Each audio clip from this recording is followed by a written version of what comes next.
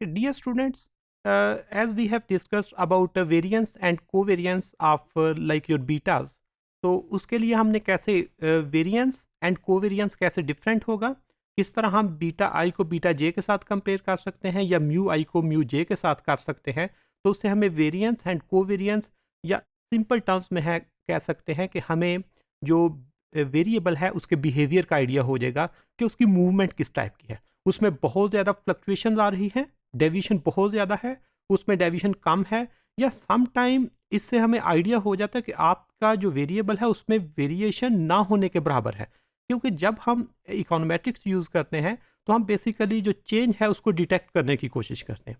अगर आपके वेरिएबल में एक बिल्कुल माइनर सी चेंज आ रही हो, like if your urban population is increasing by 2% every year, तो आपका वो जो वेरिएबल है वो कांस्टेंट बन जाएगा। और जब हम कांस्टेंट आ जाएगा तो फिर हम एनालिसिस में उसको जब यूज़ करेंगे तो उस पर बहुत सारे क्वेश्चन आएंगे on the reliability and validity of the information and your analysis. तो इसी तरह हम वेरिएंस एंड कोवेरिएंस के लिए एक वो एनालिसिस में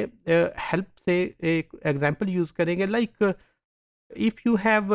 like 2 variable and you are going to estimate the OLS, और उसके बाद हमारे पास एरर आ गया। अब वो जो एरर की वैल्यू आ रही है उसको हमने चेक करना है कि उसमें वेरिएशन किस टाइप की जा रही है। ऑलरेडी बेसिक जो कॉन्सेप्ट्स हैं उनमें आपने पढ़ा था कि जो वेरिएंस है या जो एरर का मीन है,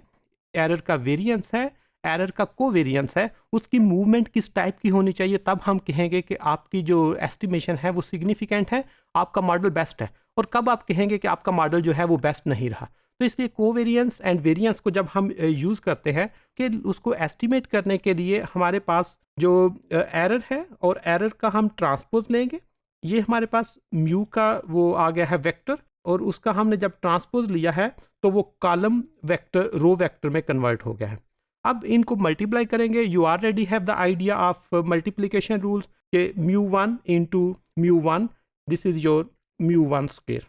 इसी तरह mu 1 into mu 2 until mu 1 until mu n। इसी तरह म्यू 2 इंटू म्यू 1, म्यू 2 का स्क्वायर, म्यू 2 अनटिल n तक मूव करेगा। इसी तरह आप जिस वक्त इसको आगे एक्सपेंड करेंगे तो आपकी जो ये मेन डायगोनल हो जाएगा, मेन डायगोनल में कोई आपका एक स्पेसिफिक नंबर बनेगा। स्पेसिफिक नंबर इसलिए बनेगा कि आपका जो कोई भी एक स्पेसिफिक नंबर है उसका जब आप स्क्वायर लेंगे या उस नंबर को उसी के साथ मल्टीप्लाई करेंगे तो कोई मेजर चेंज नहीं आएगी। इसी तरह यहाँ पर आपने देखा कि sigma is your constant, variation जो है ये कांस्टेंट होनी चाहिए, और यहाँ पर सिग्मा टू, इसी तरह मेन डायगोनल जो है इसमें एक स्पेसिफिक नंबर होगा।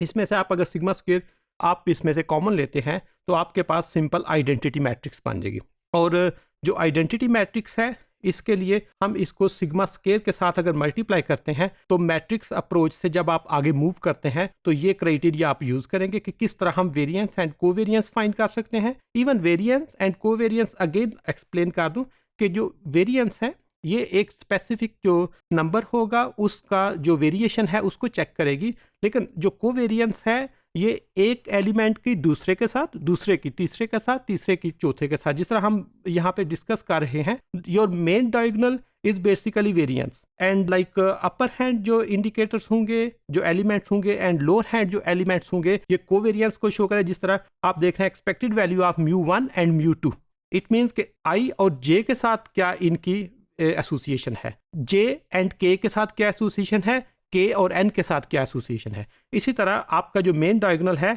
ये एक सेम वेरिएबल का बताएगा जो जनरली कांस्टेंट होगा, इसमें कोई खास वेरिएशन नहीं होगी।